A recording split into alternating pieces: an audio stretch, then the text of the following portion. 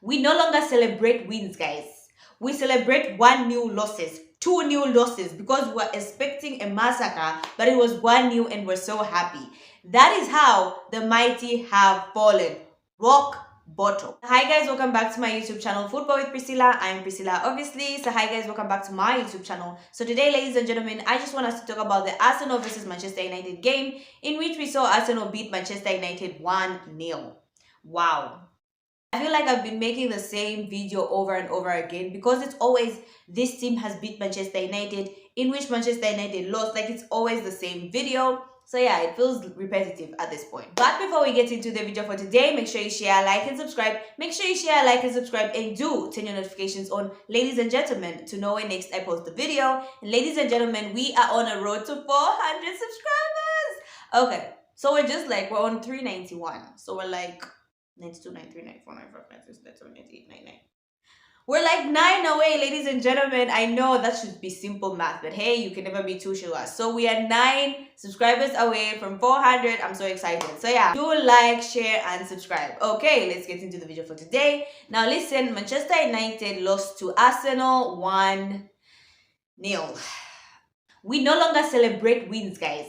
We celebrate one new losses, two new losses because we're expecting a massacre, but it was one new and we're so happy. That is how the mighty have fallen.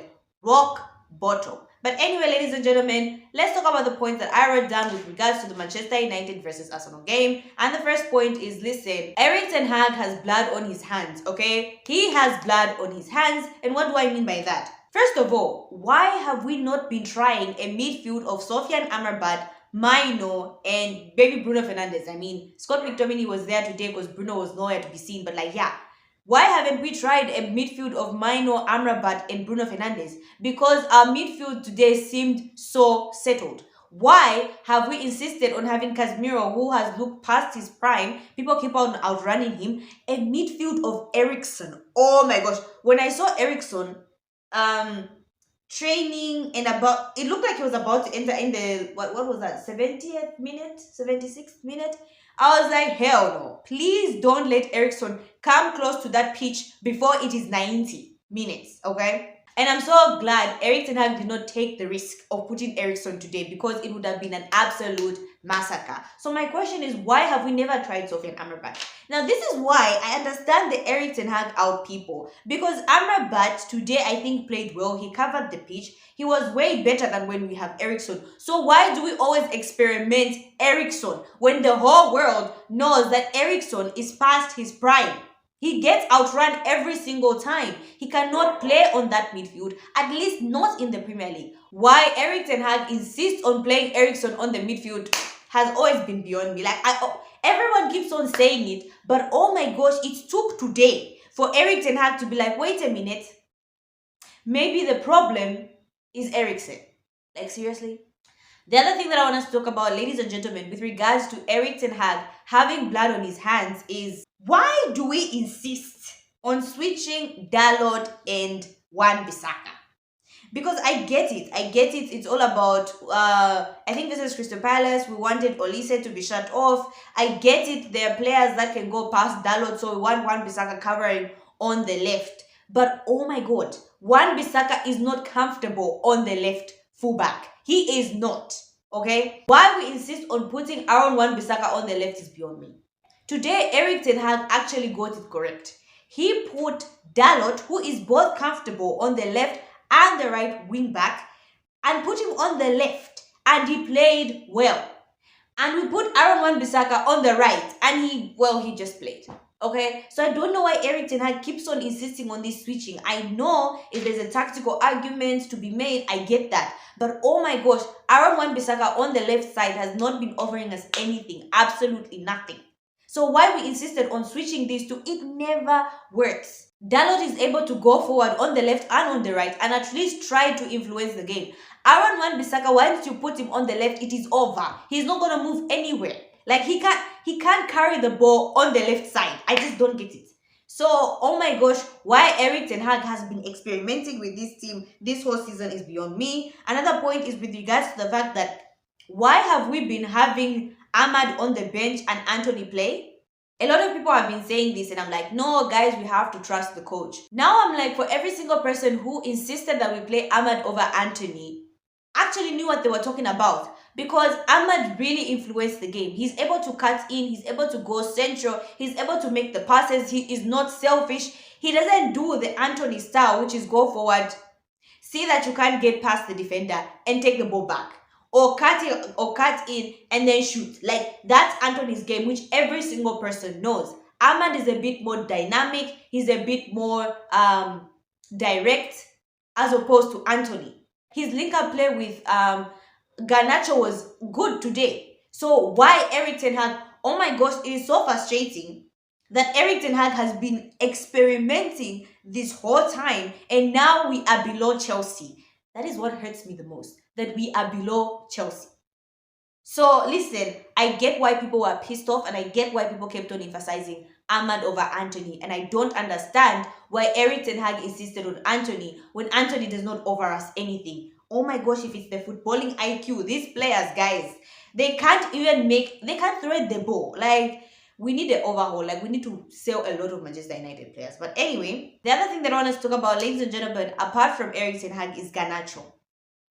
Garnacho, pass the ball. Oh my gosh, I feel like I'm talking about Rashford. And Rashford right now is just chilling, and he's like, yep, you all used to say I was the problem. Clearly, it's the Manchester United. All of them are the problem. Why Garnacho doesn't just pass the ball is beyond me. And this is why I feel like Manchester United have no one else to blame this season apart from themselves, because there's so many chances that we create, right? There are so many instances in which all you need is a player to pass the ball. A simple pass will get a goal. A simple pass from Garnacho, a better pass from Garnacho to Højlund is a goal. But there's just this level of selfishness and wanting to be the best, right, in our forward players. And I don't think that comes from Højlund. It mostly comes from Anthony, Garnacho, and Rashford, who are supposed to be our wingers. I mean, correct me if I'm wrong, but what I know is wingers are supposed to be feeding the striker. When we see teams like Arsenal, right? Arsenal is not selfish. They play like a team. Man City are not selfish. Foden will pass it to Haaland. Haaland will pass it to Alvarez. Alvarez will pass it to Doku. Like, it's never about who's getting more goals and everything. But for Manchester United, when it comes to Garnacho, he is so selfish, and he needs to be called out for his selfishness. There's so many instances when Garnacho can pass the ball. Now, if we keep on talking about Garnacho and keep on feeding him the hype, I feel like it's going to get to his head a little bit sooner than it does to others, because already he has that selfish aspect, which is really annoying. We get that you're good, Garnacho, but sometimes pass the ball, and I'm pretty sure the players that play with him get frustrated. He manages to get past the defender, but the pass is what he lacks.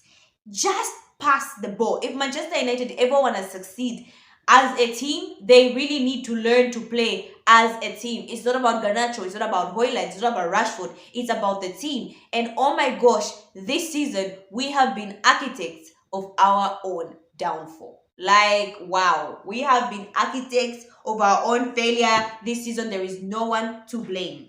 And you know what? What hurts the most about this game is the fact that Arsenal didn't even play that well. Like, Arsenal were not that good. I expected a massacre. I expected 8-2, 10-0. That's what I was expecting. I was like, oh my gosh. Arsenal were not even that good. Arsenal managed to beat Manchester United with 1-0. And Man United that has Casemiro and Johnny Evans as our defenders. And we managed to hold Arsenal at 1-0. That goes to show that we didn't play horribly, but it also goes to show that Arsenal were not that good. If only our passes were accurate, if only our wingers passed the ball to the striker, and if only, oh my gosh, our fullbacks were making the correct runs, we could have, dare I say it, beat Arsenal, or at least gotten a point. But oh my gosh, Aaron Wan-Bissaka goes forward. He doesn't know what he's doing forward. Like, listen, I am a big Aaron Wan-Bissaka fan, but I think it's time we say bye to Aaron Wan-Bissaka. Aaron Wan-Bissaka's inability to cross the ball should be studied. Like, he doesn't cross the ball. You are forward, right? do something with the ball. He'll be up front, fail to cross the ball, or pass it back. What is Aaron Bissaka offering us?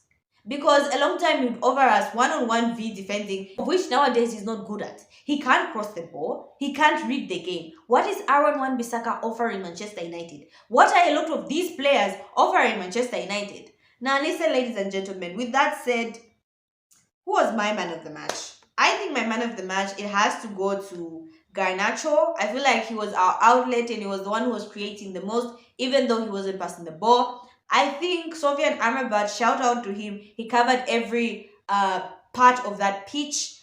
He was very lively, and why Erik Ten Hag has never been playing him is criminal. Listen, it is absolutely criminal.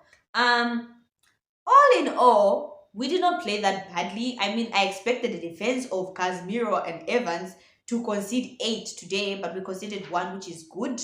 I think our midfield was good. Our forward line, well, I mean, look at the points that we have on the table.